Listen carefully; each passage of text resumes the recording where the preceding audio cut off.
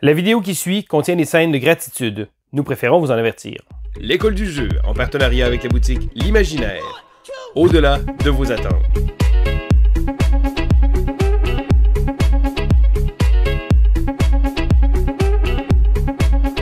Bonjour et bienvenue à l'école du jeu. Mon nom est Sylvain et je vous présente un top 6 très spécial en cette veille de Noël. Alors si vous écoutez la vidéo lorsqu'elle sort, nous sommes le 24 décembre. Je suis d'air festive et je veux vous présenter un top 6 très spécial. Je veux vous parler de mon top 6 de mes expériences ludiques de 2021. Alors, je ne parle pas des jeux nécessairement, mais je veux vous parler un peu plus global. Donc, je le sais très bien, 2021 a été une autre année très difficile avec tout ce qui se passe sur la planète, mais je voulais quand même prendre quelques temps, armé de ma tuque de Noël, pour vous parler de mes expériences favorites. Alors, ça a été difficile de faire le tour un peu de retour de l'année, mais j'ai quand même réussi à isoler 6 moments qui ont été marquants pour moi. Donc, on y va immédiatement avec mon top 6 de mes expériences ludiques de 2021. Numéro 6. En 6e place, je nomme la découverte de So Clover. Donc oui, je parle d'un jeu de société, mais c'est surtout d'avoir découvert ce jeu-là.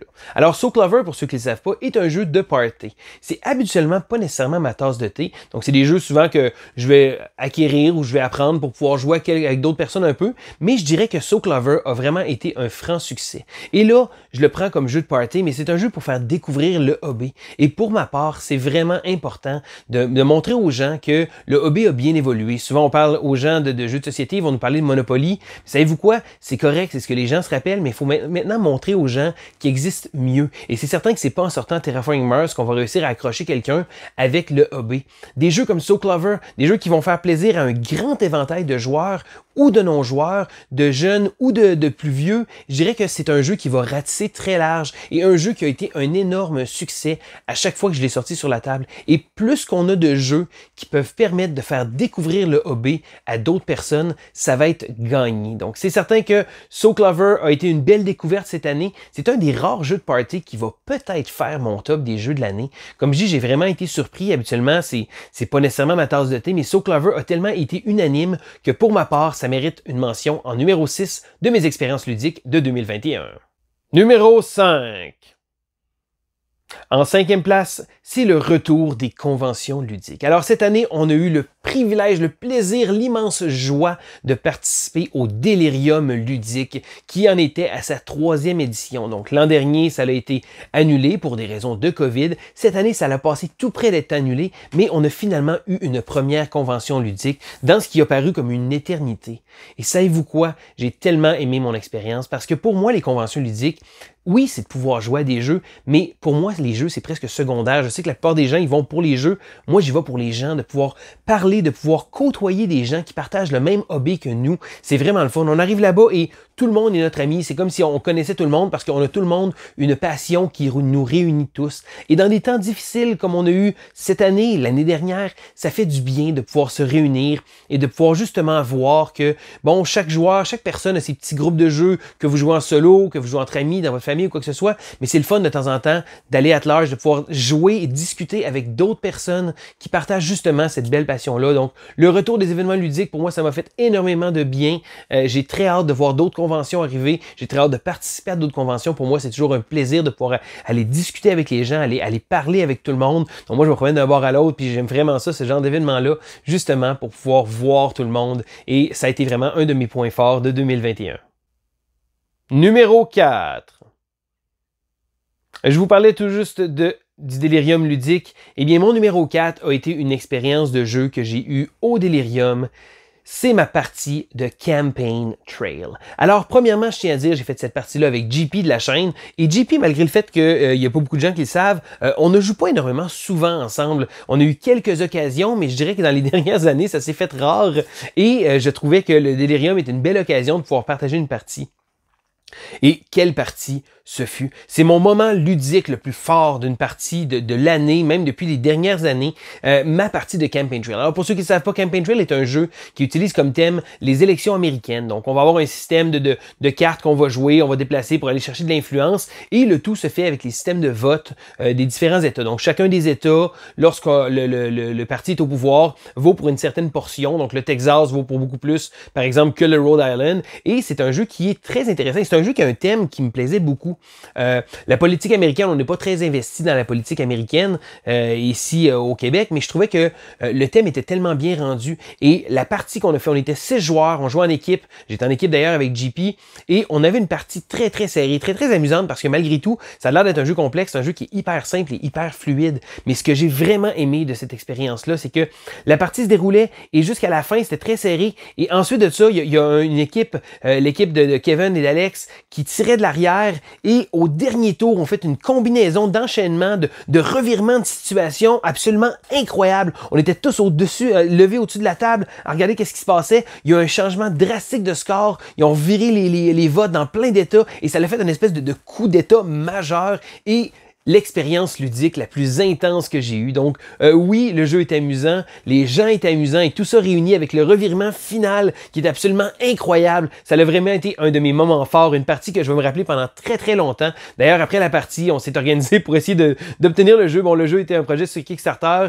Notre ami Kevin avait déjà backé le jeu et on a fait rajouter une tonne de copies parce que tout le monde autour de la table pratiquement a décidé de vouloir acquérir une copie de ce jeu-là. Un moment fort. Malheureusement, les prochaines parties risquent de pas être aussi intenses que ça, mais c'est pas grave, ça reste un de mes moments très forts de 2021. Numéro 3. Et là, on tombe dans la partie de la liste qui est un peu plus de la reconnaissance, des remerciements. Ça reste quand même des expériences ludiques pour moi. Et je tiens à remercier mes amis. Et là, ça peut sembler bizarre, mais je sais, bon, toute la réalité de tout le monde est un peu différente. Des gens vont jouer avec leur conjoint, leur conjointe. Des gens vont jouer avec des groupes de joueurs fixes qui vont toujours jouer à chaque semaine. Des gens vont jouer à gauche et à droite. Et malgré tout, on essaie toujours de jouer le plus qu'on peut si on aime le hobby autant que ça. Et c'est vraiment quelque chose qui est pas toujours facile. Pas toujours facile d'avoir des bons joueurs, d'avoir les bons jeux. Et également aussi, avec la quantité de jeux que je vais amener sur la table, je suis très reconnaissant de mes amis qui acceptent de jouer à un paquet de jeux différents. Et là, je tiens à remercier mon chum d'enfance Marco. Marco est pas, on le verra pas sur les groupes de jeux, mais il va accepter de jouer à pratiquement n'importe quoi avec moi. C'est mon go-to guy. Si jamais j'ai besoin de sortir des parties d'un jeu, il va accepter de jouer à peu près n'importe quoi. Je vais lui montrer les règles d'à peu près une tonne de jeux. Il n'y a pas une grosse collection, mais je te remercie Marco d'être la personne que tu es et d'accepter de jouer à autant de jeux que ça. Merci aussi à Simon qui vient de se joindre de temps en temps à nous. J'apprécie beaucoup. Je le sais, Simon, tu aimes les jeux plus simples, mais tu acceptes quand même de jouer le jeu. Et là-dessus, gros thumbs up. Sinon, je veux remercier aussi Joe, avec qui je vais jouer à l'occasion. Joe est une des rares personnes qui va souvent m'amener des jeux, me montrer des jeux. Je trouve ça vraiment le fun. Merci aussi à Jeff Gauthier, qui notre histoire a commencé avec une copie média pour promouvoir un jeu et c'est devenu une amitié très importante pour moi et je suis choyé de pouvoir participer à tes créations, de pouvoir tester, mais aussi que tu viennes jouer de manière quasi régulière avec moi pour qu'encore une fois je puisse tester un paquet de jeux. Donc merci énormément. Et là, merci aussi aux autres personnes que je vois un peu moins souvent. Jeff Savoie, David, un paquet de monde avec qui je vais gamer à l'occasion. Et sans compter les gens que je vois encore moins souvent, mais que j'aimerais ça jouer plus avec vous. JP, Vince à l'occasion quand ça donne. Kevin aussi. Écoute, là, je pourrais me faire une liste de monde que j'aimerais vraiment ça. J'aime ça de pouvoir partager ces belles expériences-là avec tout le monde. Aussi des amis que je vois un peu moins. Rosie puis Rémi, merci beaucoup. Quand on se voit pas souvent, mais ça vous tente tout le temps de jouer des parties et vous allez même faire jouer ma femme, ce qui se trouve être un gros thumbs up. Je trouve ça vraiment super et je vous remercie. Donc, ce numéro 3 se trouve être une grosse gratitude pour tous les gens avec qui j'ai pu partager une partie également.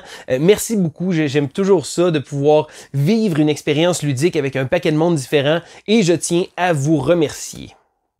Numéro 2. Et là, je suis parti sur une vague de remerciements. Je dirais que ma gratitude ludique, mes expériences ludiques, quand je commence à dérailler un peu, en numéro 2, ça se trouve être de pouvoir jouer avec mes enfants. Et là, je m'explique. Ma fille acceptait de jouer avec moi à certains jeux. Étaient des jeux plus simples, mais elle acceptait de jouer. Mais mon garçon, lui, j'avais beaucoup de misère. Alors, pour vous donner une information, ma fille a 9 ans, mon garçon vient tout juste d'avoir 7 ans. Et je dirais que ma fille était déjà un peu plus encline à vouloir jouer auparavant. Mais c'était souvent des jeux qui étaient un peu plus courts, puis c'est correct comme ça. Je veux pas non plus les tanner, je veux pas leur imposer nécessairement ça. Je veux partager des beaux moments. Et mon fils avait une attention un peu... disons un peu courte. Là. Je dirais que si on jouait à un jeu, ça durait plus que 5-6 minutes, il décrochait. Et là, cette année, on a vraiment franchi un step. On va jouer des petits jeux. Donc, on va jouer récemment, bon, il adore à jouer à King's Gold, des jeux de pousse ta chance. On a joué pas mal aussi à Draftosaurus, un jeu qu'il a vraiment aimé beaucoup. On s'entend, il est dans le thème des dinosaures. Tu sais, on joue beaucoup à Cardline Animaux et Cardline Dinosaures. Mais également ma fille qui a monté son cran d'une coche. Et je dirais que il faut que ça y tente, puis c'est encore là, je veux jamais la forcer à jouer à des jeux plus complexes, mais j'ai commencé à jouer à des vrais jeux avec elle et je trouve ça vraiment super. De pouvoir jouer à des jeux comme Unmatched, un jeu que je pensais pas qu'elle allait être capable et que finalement elle a très bien compris, même en anglais, elle lit très très bien l'anglais et là-dessus j'ai vraiment été surpris, donc on a pu monter notre cran d'une petite coche et j'ai vraiment trouvé ça le fun. Donc je suis vraiment choyé d'avoir justement mes enfants qui ont monté leur cran ludique d'une petite coche et pour le futur, ça veut dire beaucoup parce que je le sais, bon, il y a beaucoup de gens, des fois on va lire ces réseaux sociaux, mon fils de 5 ans joue à Caverna et m'a battu, ben bravo pour toi. Moi, mon fils à 5 ans, il voulait absolument rien savoir d'un jeu de société. Même là, à 7, c'est borderline, mais j'ai réussi à trouver des jeux qui les intéressent. Et pour moi, de pouvoir encore une fois partager des belles expériences ludiques avec mes enfants, c'est vraiment quelque chose de vraiment important. Et c'est pour ça que ça se trouve à numéro 2. Numéro 1. On est maintenant rendu en numéro 1 de mes points forts ludiques de 2021. Eh bien, c'est très simple. C'est vous.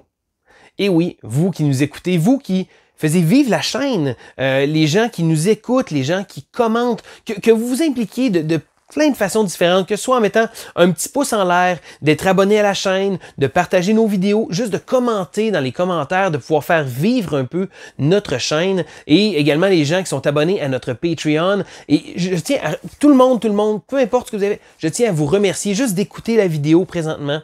Je vous remercie parce que ça me permet de pouvoir avoir énormément de plaisir à faire ce que je fais. Parce que la chaîne, on se le cachera pas, c'est le fun, j'aime ça, mais des fois, bon, ça fait beaucoup de choses, ça fait beaucoup de vidéos, ça fait beaucoup de jeux à jouer. Et des fois, je dirais que on tombe dans une espèce de côté un peu plus routinier, puis là, on essaie de chercher des bonnes idées, chercher des choses, mais de savoir que les gens nous écoutent, de savoir que les gens aiment ce qu'on fait, que les gens réagissent, et même lorsqu'on sort une vidéo plus controversée, un pourquoi je n'aime pas, ou des jeux, des opinions qui sont un peu plus tranchées, les gens vont répondre, ils vont être piqués un peu, et des fois, ils vont répondre pas de manière agressive, mais on veut pas se faire piquer sur un jeu qu'on aime. Si j'aime un jeu, quelqu'un vient me dire « Ah non, attends un peu, je l'aime pas pour telle et telle raison », des fois on va se sentir un peu piqué, et c'est correct comme ça. J'aime de voir que on peut toujours avoir des discussions et que c'est très agréable de pouvoir partager justement cette passion-là, parce qu'on se le cachera pas.